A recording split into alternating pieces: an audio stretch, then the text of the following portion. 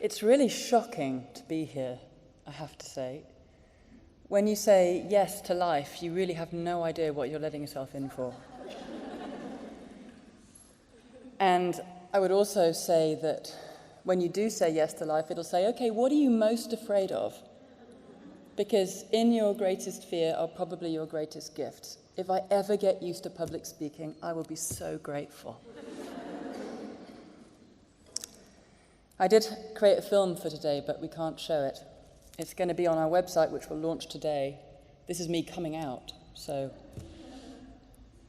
I'm incredibly grateful and very privileged to be on a stage with some of my greatest heroes. And Hafsat, I just want to say, you've ripped me open, and if I manage to get through this without crying, it'll be because somehow I can find some of your metal. I've yet to grow the muscles needed to allow full feminine fire through my body without the pain of everything that has been suppressed in us not coming with it. So if I start dribbling, just bear with me. I've been asked to tell the story of this, so I will go back a little while because I know that my journey and my story will be relevant to all of you, actually, because we are the same. It was born of depression, of that feeling of, what am I doing in my life? I know there is so much more inside me, and I don't know how to bring it. I don't know how to give it. I don't know what it's supposed to look like. I'm very good at what I do. It makes me money. I have to keep going. I'm stuck in a rut. I don't know how to get out of it. Bless my incredibly patient husband when I said, I just have to stop. I don't know what I'm here for, but unless I stop carrying on doing what I'm not here for, I'm never going to find, it's never going to come through. I won't give it a chance. So I stopped, had an almighty identity crisis, found it hard to walk down the street. If I'm not doing something, if I don't have something that I say, this is what I do, then who am I in this world? This world values certain things. Do I suddenly lose my value when I'm not doing something? What I was doing was so valuable, sitting in the mystery of the unknown, trying to grow the muscle of feeling and listening for a different kind of wisdom, that wisdom that is the feminine, that we're all trying to reconnect to. I couldn't stay doing nothing, so I did find something to do, but it was utterly worthwhile. I found an agroforestry project in southern India called Project Green Hands, which I knew it was for me because every time I watched the video I cried, and my body always lets me know by crying at various stages that this is the way to go. They have planted more now than 10 million trees since the tsunami, which is why they started planting, but they've done it by gathering all sectors of society. And remember, this is a caste culture where society is just split up. They've gathered all sectors of society together to work together, growing and planting saplings and planting them by the million because their land is turning to desert. They're greening the desert, which is what we all need to be doing. I fell in love with it. I took on the role as the UK coordinator, became a full-time volunteer, one of the greatest things I've ever done. Volunteering, get yourself out of, I have to give my time for money, just stop it. Giving your time, giving your energy, giving your love, connects you to who you really are. It is a profound gift to yourself and to the world. I was supposed to be fundraising. I was crap at it. I wasn't interested. It wasn't what the magic of the project was. I did not want to go to corporates and say, will you give me some money off the top of whatever so that you can look good and nothing changes in your businesses? I wanted to say, there is a brilliant strategy here. I want to bring it into your corporation. I want us to work together so that everybody creates some sort of a change that translates into a giving that makes a difference over there in the world where our behavior is trashing it because of climate change. But I wasn't allowed to do it. And instead, I knuckled down into what is the wisdom of this project? What is the brilliance here? Because if I can distill that, maybe I can do something over here that will make sense to people. How do we get everybody recognizing that we have a responsibility to protect our mother so that she can nurture us We can't just trash her and expect her to keep feeding us. It doesn't work that way. And yet we've been taught to take everything for granted. Right at the point that I thought, I've got it, it's 7 steps, this is how it is, I had this car crash. Life had a sense of humour. I crashed into a tree.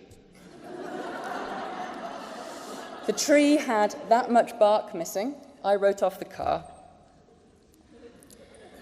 And at the point of impact, it was very scary actually, I was only doing about 10 miles an hour, but I was on ice.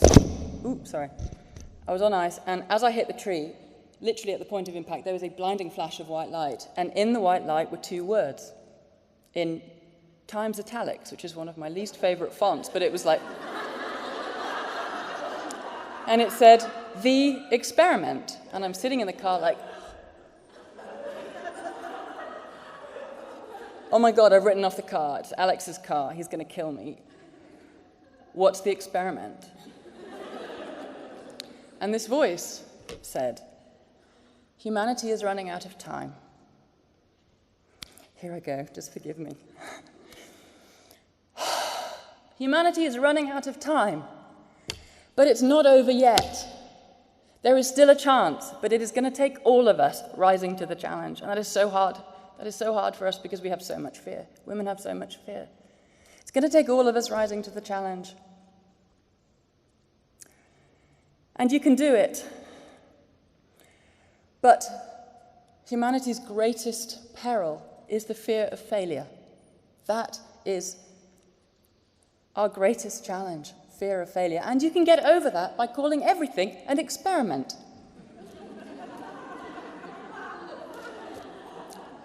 Because you can't fail an experiment. You can only learn. That's a great idea. And then the stupid thing I said, so what's the experiment? And back came, you have to reforest the tropics within 10 years. And I just said, oh my God, you've got the wrong person.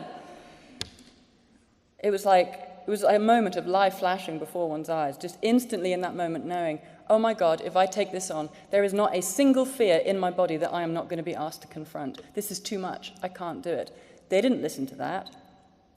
They just started saying, this is how you do it.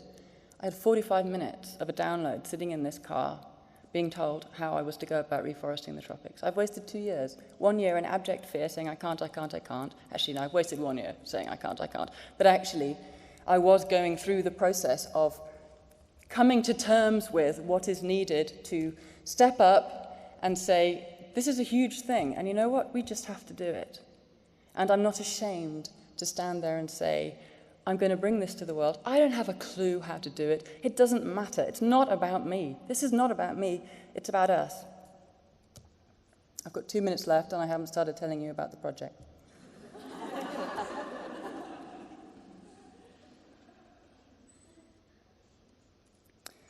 TreeSisters is about women supporting women and all of us doing what we can to support Mother Earth.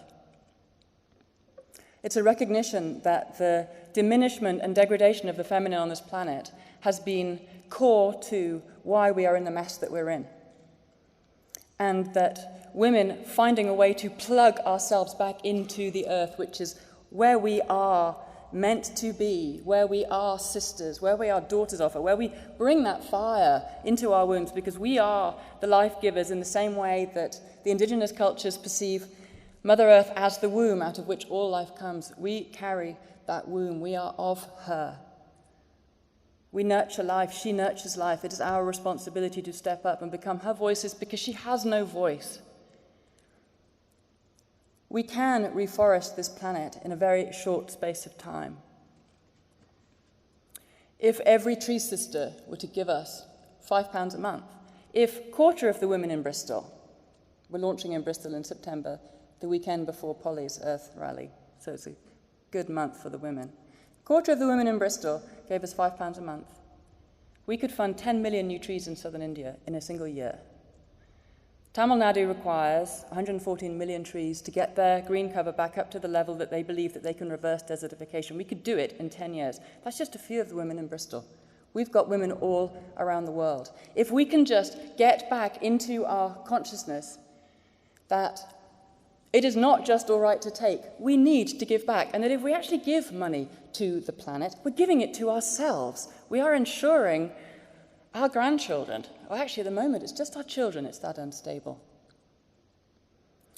So we are looking at major global reforestation. That's the brief. Reforest the tropics within 10 years. That was 2 years ago. It's now 8 years. It's not just the tropics, but we need to do it there fast because the carbon comes out of the atmosphere fastest and because those people are right at the coalface of climate change, which is of our creation. They are our responsibility.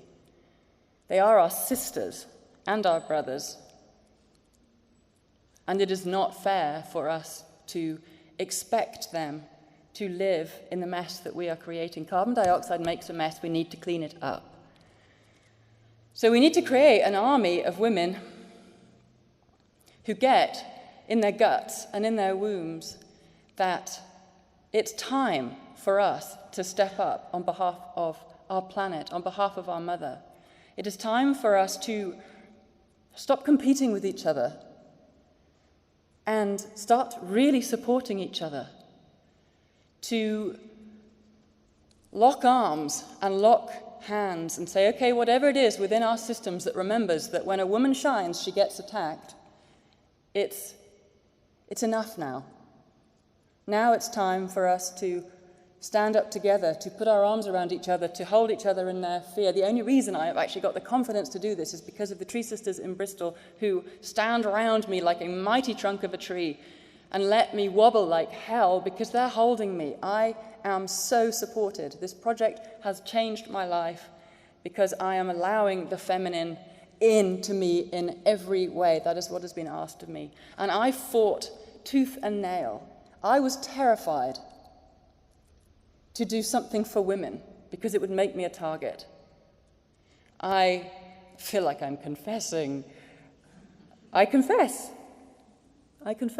I was ashamed and frightened to do something for the feminine because when the feminine stands up, she gets shot down. What about the men? What about the men? I am so done with that now.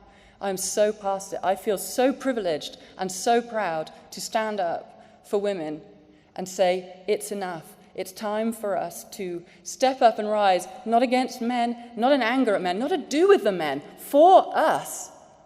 Just for us. Women have been persecuted for centuries because we are women. It's time to celebrate ourselves and show ourselves because we're women.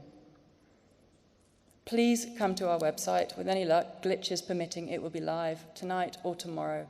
Please watch our film. Please sign up. Please become a Tree Sister and please spread the word. We can build a global network very fast. We can mobilize our cities very fast. The plan is all there. Please join us. Thank you.